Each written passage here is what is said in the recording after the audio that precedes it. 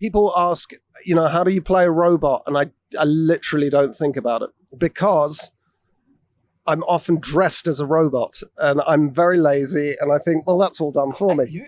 I did the exact same thing. I'm going to look like a robot. Yeah. And I'm just going to play it like a human being. This house is getting crowded vision. Ultron! Human avatars only. Sir, I cannot overstate the dangers of keeping him around. Yes, but he is Dad? Papa? Peepaw. Hello, everyone. I'm Nikki Novak, and welcome to Rotten Tomatoes, a watch list for VisionQuest. I am here with Paul Bettany and James Spader. Hello. We are at D23. I know you've released a teaser. How would you set up where Vision is at, where Ultron is at, as the series kicks off? Because I don't want to give away spoilers. Just sort of set the table for us. Okay, so the last time we saw Vision, he was White Vision, and he had been given his memories by the WandaVision Red Vision, but he can't attach any feelings to those memories. And he's living a sort of discreet life in a Scottish pub, and every night he locks up, and then he goes into sort of rest mode. And then inside his head is what we call the mind space, which is sort of a ghastly mansion. And in that mansion, it's populated by different AIs that have different personalities that can help him sort of unload the data of the day, what he's learned about human beings. And one of those AIs is Ultron. So we discover that when he killed Ultron's corporal body, he actually uploaded him into his mind, and he lives in this kind of fantastic prison loft. And I go to him for advice. The downstairs and the outside is this really strange, nightmarish in a certain way, mansion, but in a pastoral setting. And Ultron lives in a very urban loft upstairs. And many stories upstairs, isn't it? It's like hundreds of stories or something. And he's just been imprisoned for, by now it would be what, 14 years or something? There are moments that are radiant of WandaVision, for sure, but it is a real male energy. And we have a sort of father-son, therapist, psychopath relationship. Wait, who's the therapist? Which is the craziest idea ever. Terry, thank you, Terry Metalis. Because I'm giving him life advice. I'm his life coach. My psychopathic life coach. Yeah, that's great. Why do I feel like that bleeds over into real life, too? I don't know why I'm getting that feeling. You have said about James, you called his performance delicious. Yes. And funny. Can you elaborate as if he's not here and talk about him? Yes, I'm going to try really hard. Just working with James is he's actually just not here now. So much fun. He keeps a really fun, light set. He's got an extraordinary facility with language. And he and I, it turns out, work in a very similar fashion. I think we were always agreed on where the turns were and the scenes. And I love... And it's happening less and less and less.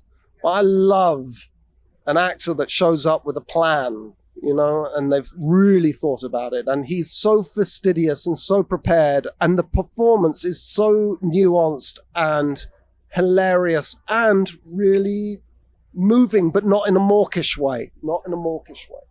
But you know what? Some of my favorite lines in the entire show were just handed to me on a silver platter by my friend. Really, you wrote some of the greatest things. And your idea for that scene... I can't. You can't say that. What scene are you talking about?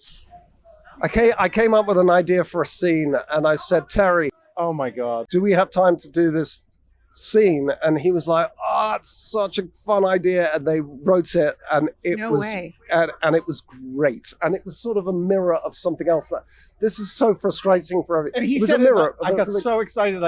Terry called me and said, so Paul is suggesting the scene, and we're trying to find a way to add it to the schedule. It's just a solo scene, sort of. And I mean, I had more fun talking to Terry about what the shape of the scene would be and the lines. I mean, you had fun because you were finally working with great actors. No comment to that. wait, Paul said so many nice things about you. Now you have to return the favor. How was it working? No, he with doesn't. this He's very gentleman? un-American in that way. No, I really I've been starting to sweat. Might need makeup because I've been trying to think of wonderful things to say about Paul. Is that why you But distracted us with that scene? I did. No, I really mean that though. He was making up ideas for me in the scenes, and I thought that was so lovely. I don't think I made up anything for you. No, you're very selfish like that. Yes. Yes. Next time. Next time. Next time you'll have Yes. something to say. My glasses are literally Yeah, steaming they up. are. I noticed that. It's steamy. It's getting steamy in here. He's right, though. I mean, he said it about me. I could say the exact same thing about him. We do work alike Yeah. and prepare alike. Yeah. And then get on the set and have fun and tell each other things to do and whether to do another take or whether it's working or look to each other to see, Is that all right? yeah, how's it going? And we're simpatico that way. I mean, we really, all the things that he said about me, truthfully, I can say about him. It just was, and then we just became friends and laughed and laughed and laughed. Told endless stories about ourselves. Just tell stories. And Now say something mean. I'm kidding. I'm kidding. Well, no, he's very good at that. I have a feeling you are indeed correct, sir. Paul, how do you approach White Vision? Do you approach him as a brand new character, or do you approach him as an extension of Vision? People ask, how do you play a robot? And I literally don't think about it because I'm often dressed as a robot and I'm very lazy and I think, well, that's all done for me. I did the exact same thing. I'm going to look like a robot. Yeah. And I'm just going to play it like a human being. Yeah. And then you surround yourself with really great writers. Yeah. And Terry was just fantastic and wrote us lots of fun Still things is. to say. Still is. And what would you say Vision's quest is, like emotionally? I mean, you're going on a journey to sort of accept emotion, Well- find the emotions within, or he has memories, but he has no feelings That's right. attached Look, to I them. think there's a few things you can do with robots, and one of them is, I'm a real boy now, Right. and we've done that. And the other is Frankenstein. It's like, who am I? What am I for? Who made me? What's my purpose? And it's kind of mixing those two things together. Yeah. Well, he's on the quest, which is significant. Yeah. And he's got me to make it also catastrophic. Well, And let's talk about you. We haven't seen you since Ultron. So where is he at? He, like you said, he's been in prison. yeah.